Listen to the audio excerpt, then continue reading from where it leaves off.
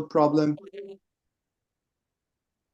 Well, I'm going to talk about thrombosis in ITP, whether it is a problem or not. And either yes or no. So it's either a problem or not a problem in ITP. That's what we are going to find out. Before I address the issue of being a problem or not, let's define what is thrombosis actually. There are two types of thrombosis we're talking about. One on the arterial side, when the heart pumps the blood into various organs, the brain, the lower extremity, every organ in the body actually. Even the heart itself through the coronary artery, a small clot can block the artery, causing death of the tissue. It can give rise to a stroke if it occurs in the brain, or to myocardial infarction if it occurs in the heart.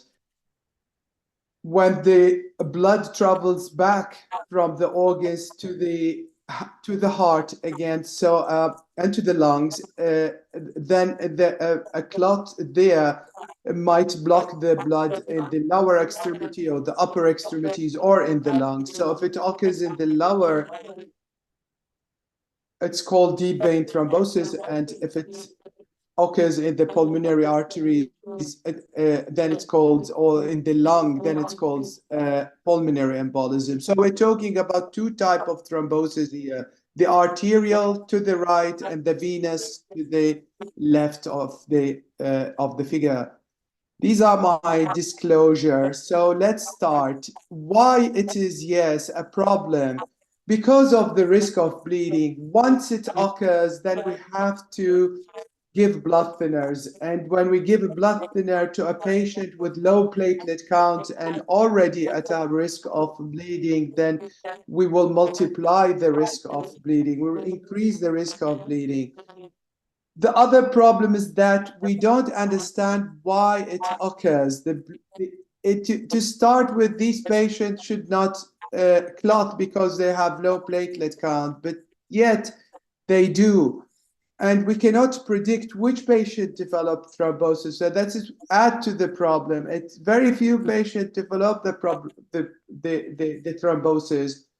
But who are these patients? We do not know. On the other hand, if we say, no, it's not a problem, well, yes, it's not that big problem, actually. It's very rare. And I'm going to show you the incidence rates, actually. So the risk and consequences of thromboembolism. What is the risk, or what is the rate of thromboembolism? Now, this figure is called a meta-analysis. And what meta-analysis is that we combine different studies and try to estimate, do a final estimate based on the individual estimates from each study. And what we would like you to look at is the diamond, the white diamond, the lowest thing. And if this diamond does not overlap or cross the line, the one, then it's significant increase. So the risk is actually, or the rate of thrombosis is 1.5 times compared to the general population. And these are studies performed back before 2010 or 2012. This before TPORAs were introduced. So actually, they compared all the three studies, a population of ITP to a general population, and the end result for arterial thrombosis, there is an increase by 50%. A rate ratio of 1.5 means an increase by 50% in the rate of thrombosis in ITP. That is arterial thrombosis, myocardial infarction, and stroke. What about venous thrombosis? Well, it's even higher now. The ratio is 1.9. That means a doubling in the rate of thrombosis. But what does a doubling mean, actually? How big is it? Well, it is not big. This is in the general population, the risk. This is forget ITP. It's the risk of thrombosis in the general population. After major surgery, which is the strongest risk factor probably, together with cancer, there's a 20-time increase in the rate of in the risk of thrombosis. Cancer 16 times. And if we go down, we'll find pregnancies is 4 times, is much higher than ITP, which we talked about twice the increase. Yet we don't give any thrombosis prophylaxis to all pregnant women or any girl on oral contraceptives. Even the risk is 4 times. So just to put these in context, a doubling in the risk is not that much, but it is there. Once it happens, so it is a problem because of the risk of bleeding. Also, we've seen that mortality increases when first, a patient gets an arterial thrombosis. ITP patients that the orange line compared to the general population, we can see higher mortality. Although it seems very high, but it is not that actually that high. It is increased, significantly increased, because once again, because we are giving blood thinners to a patient with low platelet count. The same applies to venous thrombosis. The other things, that's the IWISH study. Some patients had thrombosis. Now to the left at time of diagnosis, to the right at time of answering the survey. And there's very low rates of thrombosis, probably 2-3% had thrombosis, but it is the most severe symptom recognized by the patient. So once it occurs, the patients are not happy with it. So that was in general. The main question now, is it the disease, it is the ITP itself, or it is the treatment we are giving? It's difficult to answer this question. It's most probably a combination. Splenectomy, we know that splenectomy increased the rate. And if you look to the figure on the right, you can see that these are, I mean, the orange is the orange line is patient without splenectomy, and the blue is with splenectomy, and we can see that the risk of thrombosis, of deep vein thrombosis and pulmonary embolism is much higher, particularly early after thrombosis, but it occurs all the time. So what we do here, we give blood thinners during the first period after splenectomy. How about TPO? Well, that's the main question we want to answer. Now back to a meta-analysis, and look, I would like to ask you to look at the diamond, but this is a black diamond. It doesn't matter what's the color of the diamond, whether red or white or black, it conveys the same message. Here it's crossing the 1. That means it's no significant association. These are all the studies done with the thrombopoietic agents. And most of the study, they showed increase in thrombosis, most of the individual studies. But when we pull these results together, we will not find a significant increase. And that's the problem. I mean, not a problem, but we cannot be sure that it is the thrombopoietic agent, whether it is ramiplostim or L-thrombopag or avatrombopag or the others. So how about the newer studies? The newer agents, sorry. This is the upper 2 is fostamatinib, and with fostamatinib, we found only 1 thrombosis out of 146 patients, very low, and it's a transient ischemic attack. That's a kind of a temporary stroke type, which resolves spontaneously and it's not serious, no sequelae, nothing. There is another small study done in Japan, very recent study, didn't show any increase in the risk of thrombosis or any thrombotic event. Rilzabrutinib, the new drug, which is currently in phase 3 studies, and we are eagerly waiting for the results of the phase 3, which should come anytime now. But the phase 2 study did not show any thrombosis in the 60 patients who received treatment with rilzabrutinib. So are there any risk factor that makes the patient more prone to thrombosis? Well, yes. This is a study from France and Sweden, including 10,000 patients from 2009 to 2015-16, including most type of drugs. And the risk factor for arterial thrombosis is male sex, age of above 60, and previous history of thrombosis. That is, if the patient has had an arterial thrombosis or a myocardial infarction, may be at higher risk of thrombosis, of getting a new thrombosis. So we have to take an extra care. We have to probably give a better prophylaxis, better treatment to that patient to avoid a new episode. As for venous thrombosis, now the lower box, the orange box, once again, age above 60, age is a problem. And it's all thrombosis increase with age, and history once again of, but not arterial, of venous thrombosis and the presence of cancer. So if a patient is above 60 with ITP, it's a slightly higher risk of getting a thrombosis.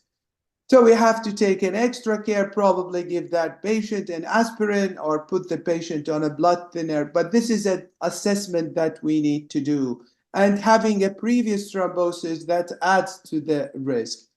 Now, this is a very new study from Australia. They looked at 220 patients during 11 years period, and they had 37 episodes of thrombosis in this population. And they look at the risk factors, and they found, once again, age above 60. They found having secondary ITPs and having multiple therapy, but most of all is this is what in the first study showing an association between use of thrombopoietin agonists and thrombosis. So it gives you what's so-called a hazard ratio. It's a kind of ratio indicating there is a 3-time increase in the risk of thrombosis when in the patient who used thrombopoietic agents. But this will not change our practice. I mean, we use them all the time. Probably now we know better that there is an association with the use of thrombopoietic, but the association is not that big, and we have to take better care of the patient. Probably not give thrombopoietic agent to those patients who recognize them as having high risk of thrombosis. Now, this is very sophisticated. I'm not here to show you, to discuss what that means, because when we dig into the causes of, try to understand what are the causes of why these patients get the clots. So we've been studying this for a year without actually finding, well, we're finding some clues for why. And this is basically, we have the 3 populations. One control, healthy control, and the 2 others, they are ITP patients. The middle one, before they started on TPO, and the one to the right after starting on TPO. And this, we did a test, a kind of a test to look at how active, in a way, is the clotting system. And you can see here that actually there is a higher activity in ITP patients, whether before TPO or after TPO, compared to controls, to healthy controls. And so TPO, actually, we couldn't find here, and the NS stands for non-significant.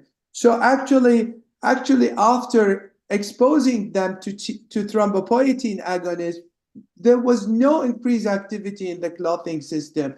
So we don't know exactly why they clot, but we know why ITP patients clot. There are several mechanisms that are activating in these patients.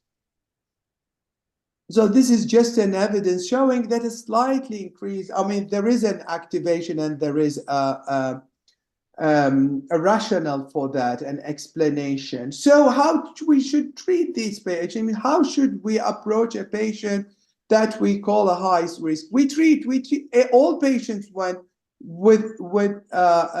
get referred to us with ITP. We start with the prednisolone, with corticosteroids, and hopefully we will get like 30% of them in remission, but the 70% who would require a second-line treatment, then we have to actually categorize these patients into the lower risk or a normal risk for thrombosis and the high risk. Now, the problem is, what is high risk? As I mentioned, we know age above 60 is a risk, but we cannot avoid giving thrombopoietic agents to all patients above 60. Not all patients with diabetes or hypertension, but definitely patients with a previous venous thrombosis or a previous arterial thrombosis, as I showed you, or atrial fibrillation. We might want to put these patients on anticoagulation if we give them thrombopoietin agonist and increase the risk. Or otherwise, we give agents like fostamatinib or agents like rituximab or rilzabrutinib in the future. So that's how the way we should approach these patients. Now, hopefully, at some times, the machine learning methodology will help us in identifying these patients, but we need hundreds, if not thousands, of patients,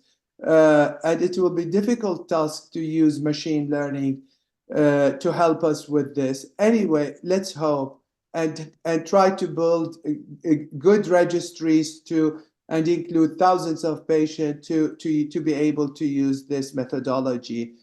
Now, finally, what to do? I mean, what platelet count is safe for anticoagulation, for use of blood thinners or platelet inhibitor like aspirin? Generally, well, we can use it with platelet count, especially platelet inhibitors like aspirin, at a platelet count of between 30 and 50. And if we cannot push it up to higher than 50, well, and we want to use a blood thinner like warfarin or new anticoagulants, we can do that also. But most of us will feel more comfortable pushing up the platelet count to above 50 when we use a blood thinner. That's what we try to do. And once we have the patient on thrombopoietin and we're using blood thinner, the patient is safe and most probably will not develop have high risk of bleeding and not high risk of getting a new clot. In conclusion, we should do risk-benefit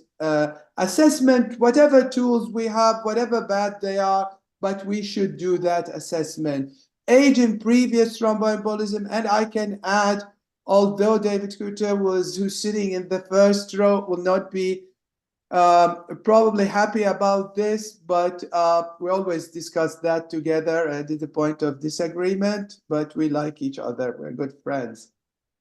And TPO, associated with high risk, and immunosuppressants do not seem to increase. They don't increase the risk of thrombosis, and a platelet count of 50 should be a safe threshold for anticoagulation. And finally, I would like to leave you with two beautiful paintings by Edward Munch, the Madonna.